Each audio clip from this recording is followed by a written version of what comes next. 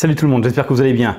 L'Apple Event de rentrée a eu lieu. Nous allons faire un peu le point de tout ce qui a été annoncé par la marque.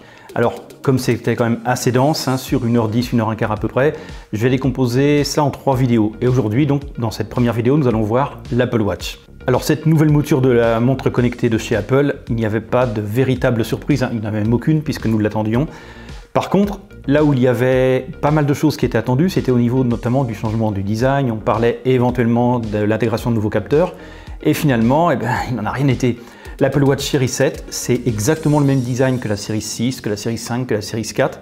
Et la seule véritable différence que vous pourrez constater, c'est en fait sur la surface d'affichage, qui est un petit peu plus grande. Alors Apple nous annonce 20%, et en fait désormais nous sommes quasiment sur du bord à bord.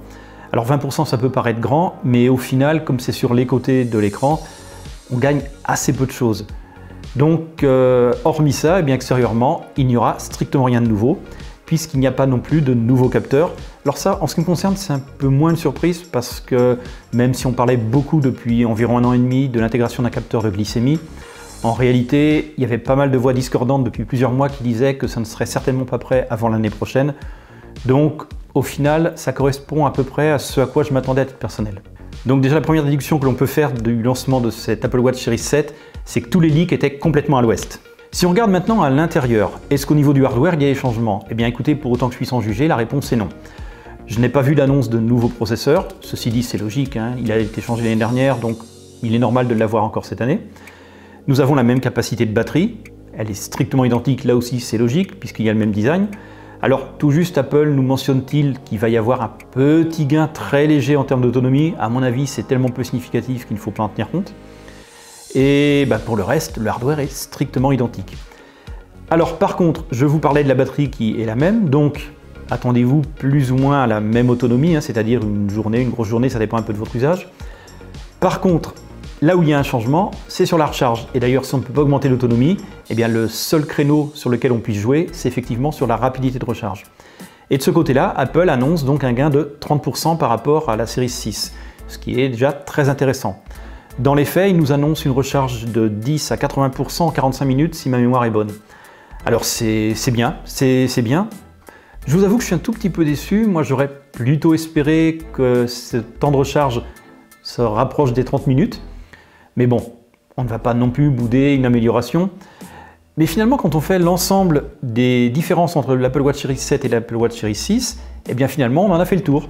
Un affichage un petit peu supérieur et une recharge plus rapide. Pour le reste, c'est exactement la même montre. Alors, il faut bien le reconnaître, elle est quelque part un tout petit peu décevante, cette annonce, parce que même si on ne s'attendait pas, personnellement, je ne m'attendais pas à une modification radicale. Le design, on en avait beaucoup entendu parler, il n'y a rien. Alors moi, ça ne m'attriste pas trop parce que j'aime bien le design de l'Apple Watch actuellement, donc en ce qui me concerne, c'est pas forcément négatif. Mais bon, rien de ce côté, rien au niveau des capteurs. Les modifications, les améliorations vont venir finalement de la partie logicielle, mais on sait comment ça fonctionne chez Apple. Les versions antérieures vont en bénéficier, sous réserve évidemment que leur hardware le permette, et notamment la Series 6 aura exactement les mêmes améliorations que la Series 7 de ce côté-là. Je prends juste l'exemple de la dernière version. Alors soyons clairs, je ne suis pas en train de critiquer cette Apple Watch. Pour moi, elle reste encore la meilleure montre connectée du marché et de loin.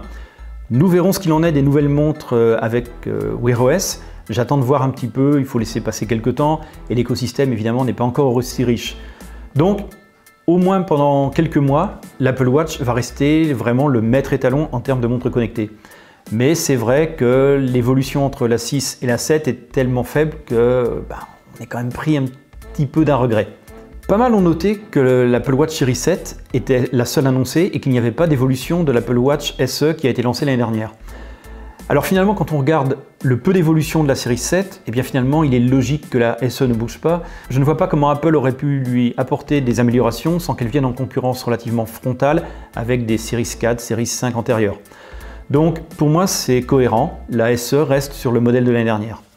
Donc nous avons aujourd'hui une déclinaison qui est assez importante puisque la Series 3 est toujours en vente sur le catalogue d'Apple, ce que d'ailleurs je ne m'explique pas trop parce que c'est vraiment une montre que je ne peux pas vous conseiller d'acheter. Elle est quand même vraiment ancienne, le design est daté, et puis bon, en termes de puissance, on est quand même très loin de ce qui se fait désormais. Mais la question se pose véritablement de pour qui cette Apple Watch Series 7. Alors si vous êtes déjà détenteur d'une Apple Watch, une Series 6, une Series 5, voire éventuellement une Series 4, à mon avis, ça vaut pas vraiment le coup de passer à la Series 7. Par contre, si vous souhaitez acquérir une Apple Watch alors que vous n'en avez pas jusqu'à présent, eh bien la question se pose véritablement. Alors oui, évidemment, si vous voulez avoir la toute dernière version. Maintenant, je m'interroge très sérieusement. D'abord, la SE reste toujours une montre très intéressante, notamment en termes de rapport qualité-prix. Mais on peut également trouver des séries 6 ou des séries 5 qui vont être très similaires en termes de hardware. Enfin, d'ailleurs, la série 6 sera strictement identique. Et finalement, à des prix plus intéressants. Donc c'est quelque chose qu'il va falloir étudier bien en détail. Il faudra voir également quand la série 7 sera officiellement disponible, parce qu'elle a été annoncée, mais Apple a bien précisé qu'elle sortira plus tard cet automne. J'ai entendu un bruit qui parlait éventuellement de fin octobre, mais vraiment c'est quelque chose qui n'est absolument pas confirmé, donc ça sera à voir. Il sera vraiment intéressant quand même de voir dans les faits concrètement s'il y a quelque chose qui ressort un petit peu plus que ce que je vous ai dit aujourd'hui, mais pour moi, cette série 7, c'est vraiment une série 6 qui a été à peine reliftée. Et encore, le terme n'est pas approprié puisqu'il n'y a aucun changement au niveau du design. Donc ça reste une montre excellente, mais un petit peu décevante en termes d'innovation, en termes de nouveauté. Pour ce qui est des tarifs, je vous l'ai dit, on en saura plus lorsqu'elles seront officiellement disponibles, donc pas avant quelques semaines. Mais on peut raisonnablement imaginer que ce sera probablement le même tarif que pour la série 6 lorsqu'elle a été lancée l'année dernière. Si vous avez des questions, n'hésitez pas à les poser dans les commentaires, j'y répondrai avec grand plaisir. J'ai essayé d'être le plus succinct possible dans cette vidéo, mais évidemment, on peut toujours en dire plus. N'hésitez pas non plus à apporter vos propres avis sur cette montre, les commentaires sont là pour ça et j'y répondrai avec grand plaisir. Merci également pour tous vos likes et vos partages, je sais que tout le monde vous le dit, mais c'est vraiment important pour que la chaîne puisse un tout petit peu ressortir au milieu de l'ensemble des vidéos disponibles. L'algorithme est très difficile, l'algorithme de YouTube s'est encore durci depuis environ 1 an. Et franchement, ça fait du bien à la chaîne d'avoir ces likes et ces commentaires. Et également les partages qui permettent bien évidemment de faire connaître la chaîne auprès d'autres publics. Quant à moi, je vous dis à très bientôt dans une prochaine vidéo qui traitera de l'iPhone 13. Bonne journée à tous, salut!